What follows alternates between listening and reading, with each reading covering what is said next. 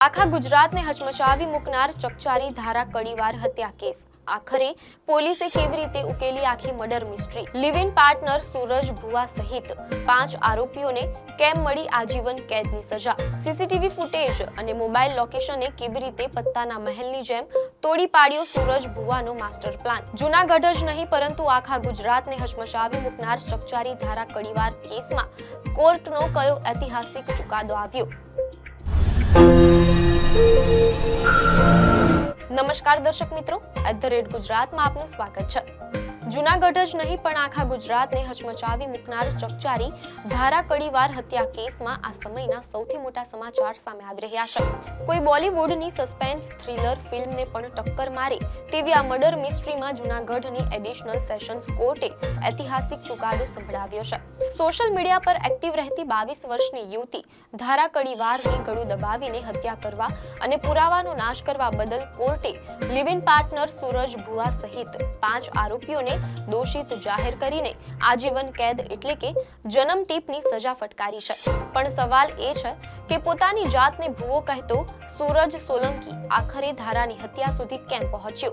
કેવી રીતે તેણે ધારાની લાશને પેટ્રોલ છાંટીને સળગાવી દીધી અને પોલીસને ગુમરાહ કરવા માટે મુંબઈ જઈને ખોટો મેસેજ ટાઈપ કર્યો?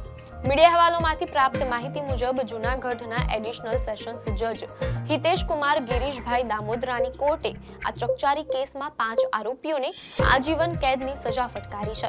સજા પામેલા દોષિતોમાં સૂરજ ભુવા ઉર્ફે સૂરજ લાખાભાઈ સોલંકી, ગુંજન જીતેન્દ્ર જોશી, મિત આનંદભાઈ શાહ, યુવરાજ લાખાભાઈ સોલંકી અને મુકેશ બીજલભાઈ સોલંકીનો સમાવેશ થાય છે।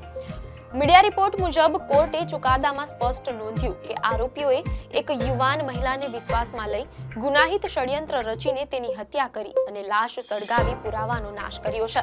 આ કેસના ફરિયાદી અને ધારાના ભાઈ મિત કડીવારે ન્યાયતંત્ર અને પોલીસનો આભાર માનતા જણાવ્યું કે સૂરજ ભુવો 2 સંતાનનો પિતા હોવા છતાં તેણે પ્રેમના નામે ધતિંગ કરીને મારી બહેનને ફસાવી હતી।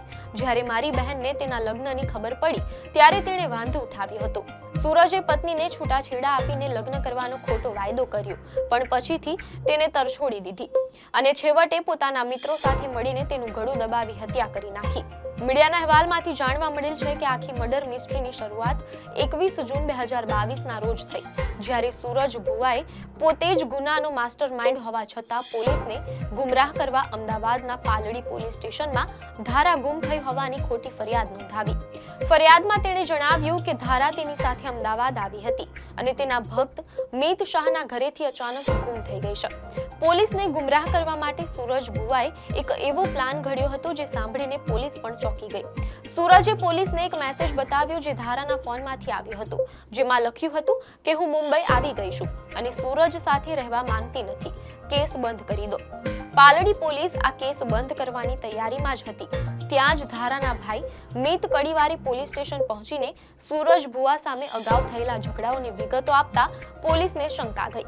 પોલીસને સૌથી મોટો સવાલ એ થયો કે જો ધારા લિવિનમાં રહેતી હતી તો સૂરજ તેના ભક્ત સાથે હોટલમાં કેમ રોકાયો અને ધારાને ભક્તના ઘરે કેમ મોકલી? બસ અહીંથી જ પોલીસની શંકા પાકી થઈ ગઈ। પાલડી પોલીસે તપાસના ચક્રો ગતિમાન કર્યા અને સીસીટીવી કેમેરા ચેક કરવાનું શરૂ કર્યું। રસ્તાના સીસીટીવીમાં સૂરજ ભુવા સાથે ધારા કારની આગળની સીટ પર બેઠેલી દેખાઈ અને તે મિત શાહના ઘરે ઉતરતી પણ જોવા મળી, પરંતુ તેના પછી ધારા ક્યાંય દેખાઈ નહીં। પોલીસે હ્યુમન ઇન્ટેલિજન્સ અને ડીસીપી ઝોન 7ની મદદથી ટેકનિકલ સર્વેલન્સ સક્રિય કર્યું। જ્યારે પોલીસે કોલ ડિટેલ્સ અને મોબાઈલ ટાવર લોકેશનની તપાસ કરી ત્યારે આખી વાર્તા પલટાઈ ગઈ। મીડિયા હવાલો અનુસાર જે દિવસે ધારા જૂનાગઢથી અમદાવાદ આવવા નીકળી ત્યારે તે દિવસે તેના ફોનનું છેલ્લું લોકેશન ચોટીલા પાસેના એક ગામની સીમમાં સૂરજ ભુવાના ખેતરનું બતાવતું હતું। આશ્ચર્યની વાત એ હતી કે એ જ સમયે સૂરજનો ભાઈ યુવરાજ, તેનો મિત્ર ગુંજન જોશી અને કાકા મુકેશ સોલંકીના મોબાઈલ લોકેશન પણ એ જ ખેતરમાં એક સાથે મળી આવ્યા હતા। સૂરજ ભુવાનો ભક્ત મિત શાહ, જે પાલડીમાં મસ્કાબનની લારી ચલાવતો હતો, તેણે ઘટનાના 2 દિવસ પહેલા જ લારી બંધ કરી દીધી હતી અને તેનું લોકેશન પણ શંકાસ્પદ હતું। આ તમામ આરોપીઓના ફોન કનેક્શન અને લોકેશને પોલીસને સ્પષ્ટ સંકેત આપી દીધો કે ધારા ક્યાંય ભાગી નથી ગઈ, પણ તેની સાથે કંઈક અજુગતું થયું છે। મીડિયાના અહેવાલોમાંથી પ્રાપ્ત માહિતી મુજબ તત્કાલીન ડીસીપી પીબી જાડેજાના નેતૃત્વમાં પોલીસે શંકાસ્પદ આરોપીઓની એક સાથે અટકાયત કરી. શરૂઆતમાં આરોપી ગુંજન જોશી પોતે રાજકોટ હોવાનો દાવો કરતો રહ્યો, પરંતુ જ્યારે પોલીસે તમામ આરોપીઓની કોલ ડિટેલ અને લોકેશનના પુરાવા એકબીજાની સામે રાખ્યા, ત્યારે સૂરજ ભુવો અને તેનો આખો પ્લાન પત્તાના મહેલની જેમ તૂટી પડ્યો. મીડિયાના અહેવાલમાંથી જાણવા મળેલ છે કે સૂરજે કબૂલાત કરી કે ધારા ખૂબ જ પોઝેસિવ હતી અને તે સૂરજ પર પત્નીને છોડવાનું દબાણ કરતી હતી.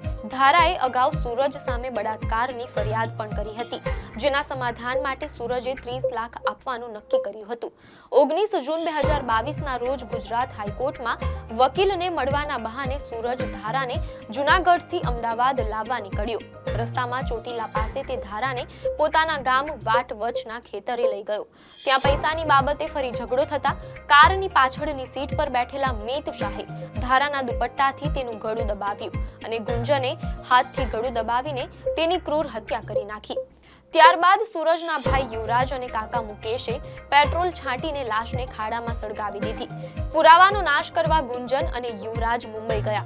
ત્યાંથી ધારાનો ફોન ચાલુ કરી ખોટો મેસેજ મોકલ્યો અને પછી સિમ કાર્ડ ખાડીમાં ફેંકી દીધું.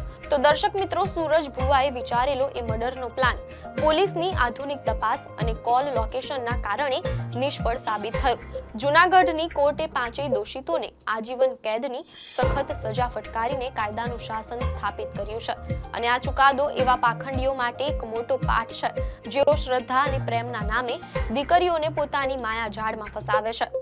આપને માહિતી સારી લાગી હોય તો વિડીયોને લાઈક અને શેર કરજો, ચેનલને સબસ્ક્રાઇબ કરજો.